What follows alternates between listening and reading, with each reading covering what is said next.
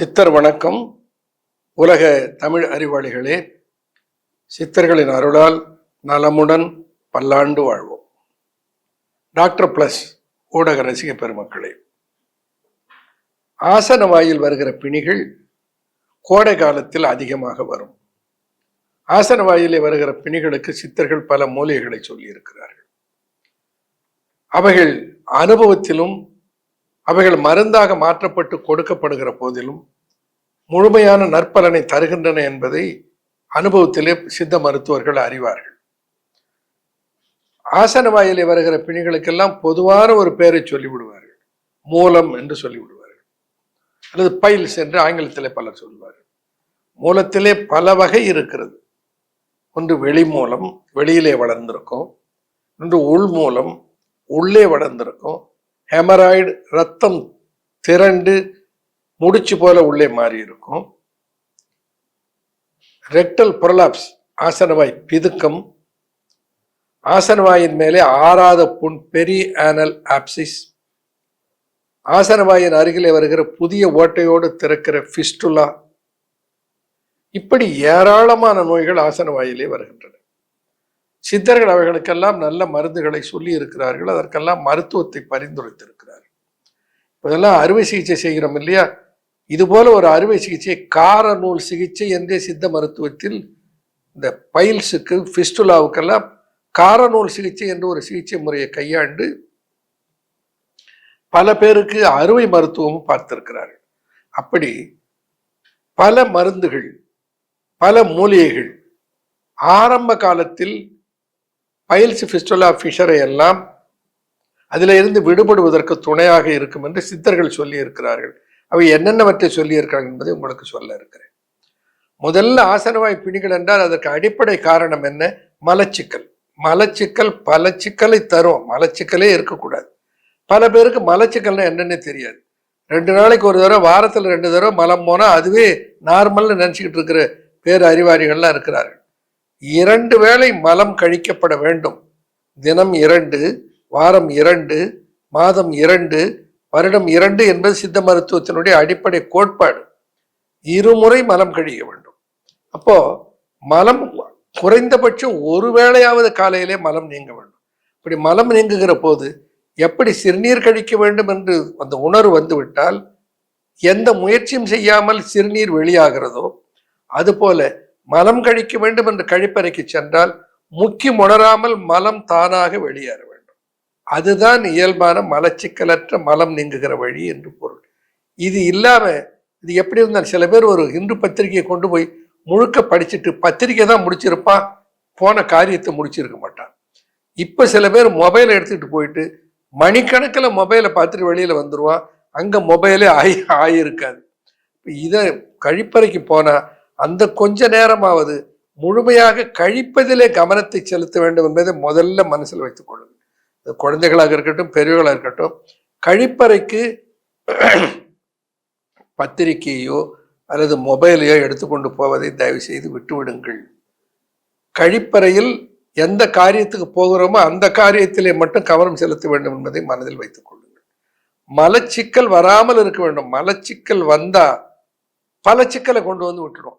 அப்ப என்ன பண்ணணும்? உணவை முதல்ல சரி செய்ய வேண்டும். ஒருவர், நான் படிக்கிற போது, நான் பிஹெச்டி பண்ணி கொண்டு வந்த போது வங்கியில வேலை பார்த்து கொண்டு வந்தார் ஒரு நண்பர் ஒருவர். அவர் வாரத்துக்கு ஒரு முறை தான் கழிப்பறைக்கு போவார். என்னையா இது இப்படி சொல்ற? ஆனா நல்லா சாப்பிடுவார். எங்க கூட உட்காந்து சாப்பிடும்போது பார்த்தா நாங்க சாப்பிட்றது மாதிரி 2 மடங்கு அதிகமாக சாப்பிடுவார். எங்க போகுதுன்னே தெரியல. அதெல்லாம் பெரிய செப்டிக் டேங்க் உள்ள வச்சிருந்தாரா என்னன்னு தெரியல. அவரை என்னங்க அப்படின்னு யோசனை பண்ணிக்கிட்டே இருந்தா அவர் சாப்பிடும்போது கவனித்து, சாப்பிடுவதற்கு முன்னும் தண்ணீர் குடிக்கவில்லை, சாப்பிடும் போதும் தண்ணீர் குடிக்கவில்லை, சாப்பிட்ட பிறகும் தண்ணீர் குடிக்கவில்லை. அவரை பார்த்து கேட்டேன், என்னையா தண்ணீரை? தண்ணியெல்லாம் நான் குடிக்கவே மாட்டேங்க. தண்ணீரை ஒரு நாளைக்கு 2.5 லிட்டருக்கு குறையாமல் குடிக்க வேண்டும் என்று பல ஊடகங்கள்ல பல எபிசோடுகளில் பேசியிருக்கிறேன். அதிகமாகவும் குடிக்கக்கூடாது. தண்ணியை 4 லிட்டர் 5 லிட்டர் குடிப்பதும் தவறு. அதிகமாக உப்பு சத்துக்கள், தாது சத்துக்கள் உடம்பில இருந்து வெளியேறுவதனால உடல் தளர்ச்சி வரும். 2 இருந்து 2 லிட்டருக்கு தண்ணீர் குறைவாக எடுப்பது உடல் ஆரோக்கியத்தை, ஹைட்ரேஷன் சரியாக இல்லைன்னா ட்ரை ஸ்கின் வரும், முகம் சுருக்கம் வரும், இளமையிலேயே முதுமை தோற்றம் வரும், தண்ணீர் சரியாக எடுக்கலனாலே, தண்ணீர் சரி எடுத்துக்கொள்ளனா மலச்சிக்கல் வரும். மலச்சிக்கல் வந்து அது பயிற்சியில் போய் முடிஞ்சிடும். அப்போ இவைகளுக்கெல்லாம் சித்தர்கள் என்ன மூலிகைகளை சொல்லி இருக்கிறார்கள்? மூல நோய் கட்டி முளை புழு புண்ணும் போம் சால வதக்கி கட்ட மேலும் அதை எப்படி ஏனும் புசிக்கில் எப்பினியும் சாந்தமுறும் இப்பதியில் துத்தி இலையை. என்னுடைய மருத்துவமனையில ஆசன பிணியோடு வருபவர்களுக்கு துத்தி இலை வைத்திருக்கிற துத்தி இலையை கொடுத்து அனுப்புவேன். அவர்களுக்கு தெரியவில்லை என்றால் நானே கொடுத்து அனுப்புவேன். துத்தி இலை அவ்வளவு சிறந்த வெளி மூலத்துக்கு உயர்ந்த மருந்தாக பயன்படக்கூடியது. எப்படி கையாளுவது என்பது முக்கியம். ஒரு கைப்பிடி அளவுக்கு துத்தி இலையை எடுத்து பொடியா நறுக்கிக்கோங்க. அதே அளவுக்கு சின்ன வெங்காயத்தை எடுத்து பொடியா நறுக்கிக்கோங்க. ஒரு அரை தேக்கரண்டி மஞ்சள் தூள், ஒரு அரை தேக்கரண்டி கல்லுப்பு, வேற உப்பு இல்லை, டேபிள் சால்ட் இல்லை, கல்லுப்பு. கல்லுப்பு, மஞ்சள் தூள், சின்ன வெங்காயம், துத்தி, 4 இலை, 4 பொருள்கள். அதை கொண்டு வந்து காரமில்லாத அம்மியில வைத்து அப்படியே தப்பி நசுக்கி, அரைச்சி பேஸ்ட் ஆக்கிவிட, தப்பி நசுக்கி, அப்படி நசுக்கி எடுத்ததை கொஞ்சம் விளக்கெண்ணெய் சேர்த்து வானலில் இட்டு வதக்கி, நன்றாக வதங்கிய பின்னால் அதை எடுத்து வெது வெதுப்பான சூட்டில், பொறுக்கிற சூட்டில், ரொம்ப முக்கியம், அப்படியே சூட வச்சு எண்ணெயை போட்டு கட்டி ஆசன வாயை வேக வைத்து விடக்கூடாது. வெது வெதுப்பான சூட்டில் அதை ஆசன வாயிலை வைத்து அப்படியே கட்டி கொண்டு படுத்தால் 1 வாரம் அல்லது 10 நாள்ல வெளி மூலமும் சுருங்கி விடுகிறது. ஆச்சரியமாக இருக்கிறது. பலருக்கு மலம் கழித்த பின்னால் எரிச்சல் எரிச்சல் எரிச்சல், வலி வலி என்று அவதி வருவார்கள். சிலருக்கு அந்த மலம் கழித்த பின்னால் இருக்கிற எரிச்சல் இருக்குதே 3-4 மணி நேரம் இருக்கும். அந்த எரிச்சலை குணமாக்குவதற்கு அருமையான மருந்து இந்த துத்தி இலை. இது போல பல மூலிகைகள் இருக்கின்றன. வெளி உபயோகத்துக்காக துத்தியை சொன்னேன். உள் உபயோகத்திலே பொதுவாக கருணைக்கிழங்குகளுக்கு எல்லாம் இந்த வல்லமை உண்டு. ஞானமதில் கபநோய் நாடாது மூல முளையில் இரத்த முன்பு ஒழியும் ஓலமிட்டு மாறா கனல் மாந்தம் மாறும் அதிதீபனமாம் காரா கருணையினை கண்டு என்று தேரர் சொல்வார். என்னன்னா, கபநோயே வராது, மூல முளையில் ரத்த முன்பொழி, ப்ளீடிங் பைல்ஸ் குணமாயிடும். இதுல கருணை கிழங்கு என்ன கருணை? காரா கருணை, பிடிக்கருணைன்னு சொல்றேன் பாருங்க, நம்ம நமைக்குமே அந்த கருணை. அது என்ன பண்ணணும்? பிடிக்கருணையை புளி சேர்த்து வேக வைத்து தோலை உரித்து விட்டு பிறகு அதை சமைத்தால் நமைக்காது. அப்படி அதுதான் அதுக்கு சுத்தி. அப்படி மூல வகையில எந்த வகையான மூல நோயா இருந்தாலும் அதுக்கு பலன் தரக்கூடிய சக்தி அதற்கு இருக்கிறது. இந்த காரா கருணைக்கு இருக்கிறது.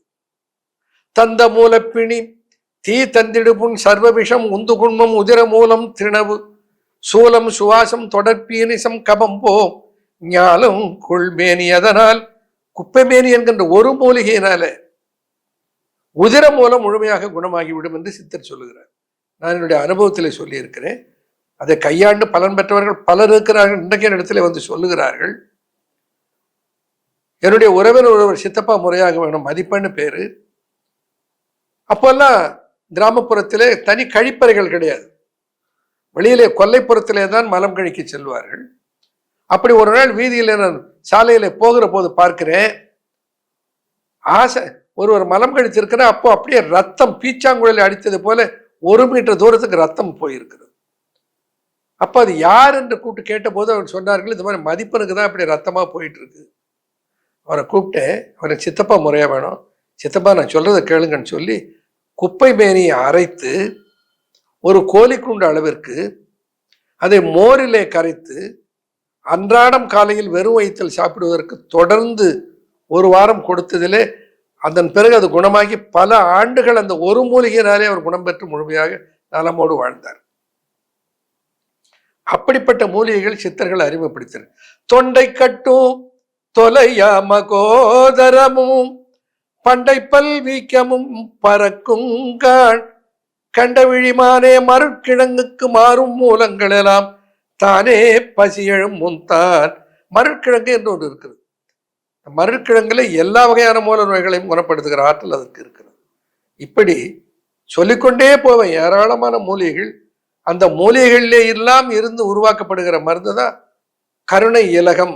கருணை கிழங்கிலே இருந்து செய்யப்படுகிற காட்டுக்கருணை, பிடிக்கருணை, மலக்கருணை, பிரண்டை கிழங்கு, மருட்கிழங்கு, பிரண்டை, என்ன பல மூலிகைகளை சித்தர்கள் சொல்லியிருக்கிறார். அந்த மூலிகைகளெல்லாம் சேர்த்து உருவாக்கப்படுவதுதான் கருணைக்கிழங்கு. அந்த கருணைக்கிழங்குல இருந்து உருவாவதுதான் கருணை இலகம், அந்த கருணை லேகியம். இந்த கருணை லேகியம் அவ்வளவு சிறந்த ஒரு மருந்து எல்லா வகையான மூல நோய்களுக்கும். மலச்சிக்கல் இருந்தால் மலச்சிக்கலுக்கு என்று நாம் தந்திருப்பது குட்லக் என்று ஒரு மருந்து. அந்த குட்லக்கை எடுத்துக்கொண்டு மலத்தை சரியாக போக வைத்துக்கொண்டு கருணையினாலே உருவாக்கி இருக்கிற கருணைக்கிழங்கு இலகத்தை எடுத்துக்கொண்டால் இந்த ஆசன வாயில இருக்கிற பிணிகளை வெகுவாக கட்டுப்படுத்திக் கொள்ளலாம். அதனோடு சேர்ந்து அந்த பைல்ஸ் என்கின்ற பெயரையை சேர்த்து பைல்டெக்ஸ் என்று பைலோடெக்ஸ் என்று ஒன்றை உருவாக்கி இருக்கிறேன்.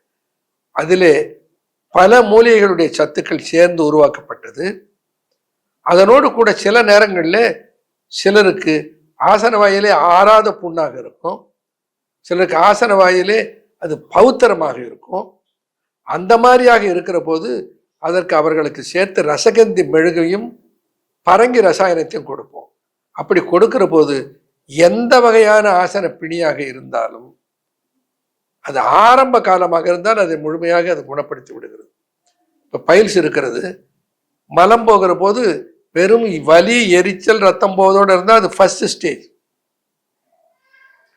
மலம் போகிற போது வெளியிலே வந்து அது திரும்ப தானே உள்ளே போய்விடுகிறது என்றால் அது செகண்ட் ஸ்டேஜ்.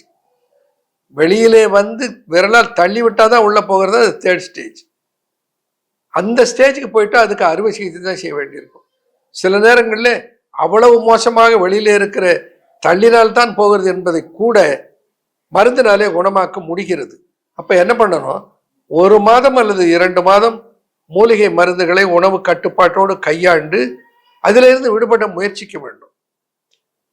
அப்படி பலன் முழுமையாக கிடைக்கவில்லை என்றால் அறுவை சிகிச்சை செய்து கொள்வதில் தவறில்லை. எடுத்த உடனே ஆரம்பத்திலே போய் அறுவை சிகிச்சை செய்து கொள்ள வேண்டும் என்பது அவசியமற்றதாக இருக்கிறது. அறுவை சிகிச்சையும் ஒரு நல்ல மருத்துவம் தான், அதை விரும்புவர்கள் அதை செய்து கொள்ளலாம். இல்லை, என்ன அறுவை சிகிச்சையே எனக்கு வேணாம், என்னை முழுமையாக மருந்தினாலே குணமாக்கி கொள்ள வேண்டும் என்று நினைப்பவர்கள் இந்த மூலிகைகளினாலே தயாரிக்கப்பட்ட மருந்துகளினாலே அதை குணமாக்கி கொள்ளலாம்.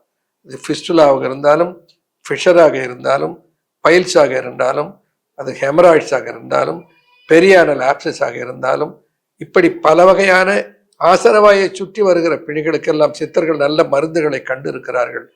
நல்ல அனுபவம் வாய்ந்த மருத்துவம் அறிந்திருக்கிற மருத்துவர்களை அணுகி அவைகளுக்கு மருத்துவம் பார்த்து கொள்வது, ஆரம்ப நிலையில் ஆசனவாய் பிணிகளை நலமாக்கி கொண்டு நன்றாக வாழ்கிற வாய்ப்பை சித்தர்கள் அளித்திருக்கிறார்கள். பயன்படுத்திக் கொள்வோம். நன்றி, வணக்கம்.